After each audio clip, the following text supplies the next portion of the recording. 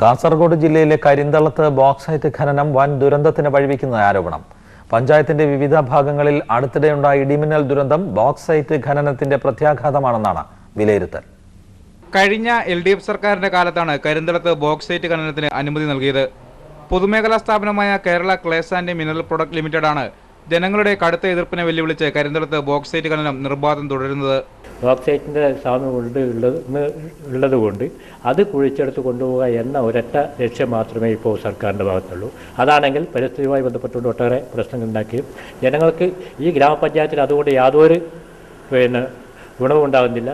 ഖനനം ആരംഭിച്ചതിന് ശേഷം പ്രദേശത്തെ ഇടിമിന്നൽ ദുരന്തങ്ങൾ ആവർത്തിക്കുന്നതായാണ് ആരോപണം. ഉച്ച കഴിഞ്ഞാൽ വരുന്ന മഴയും അതിനോടനുബന്ധിച്ച് വരുന്ന ഇടിയും മിന്നലും കൊണ്ട് വീട്ടിനകത്ത് താമസിക്കാൻ കഴിയാത്ത ഒരു പേടിയോടുകൂടിയാണ് ജനങ്ങൾ അധിവസിക്കുന്നത്. കഴിഞ്ഞ 2 വർഷത്തിനിടെ കരിന്തളത്ത് 4 പേർ ഇടിമിന്നലേറ്റ് മരിക്കുകയും നിരവധി പേർക്ക് പരിക്കേൽക്കുകയും ലക്ഷക്കണക്കിന് രൂപയുടെ നാശനഷ്ടം സംഭവിക്കുകയും ചെയ്തു. ഇടിമിന്നലിൽ വ്യാപക നഷ്ടമുണ്ടായിട്ടും ജനങ്ങളുടെ ഭീതി അകറ്റാനോ നഷ്ടപരിഹാരം നൽകാനോ അധികൃതർ തയ്യാറാകുന്നില്ലെന്നാണ് പ്രദേശവാസികളുടെ പരാതി. അമിതമായ ബോക്സൈറ്റിന്റെ സാമീപ്യവും അശാസ്ത്രീയമായ രീതിയിലുള്ള ഖനനവും കരിന്തളം ഗ്രാമവാസികളുടെ ഉറക്കം കെടുത്തുകയാണ്. ക്യാമറാമാൻ ബിജുവിനോടൊപ്പം KV ബൈജു, സൂര്യ ന്യൂസ്, കാസർഗോഡ്.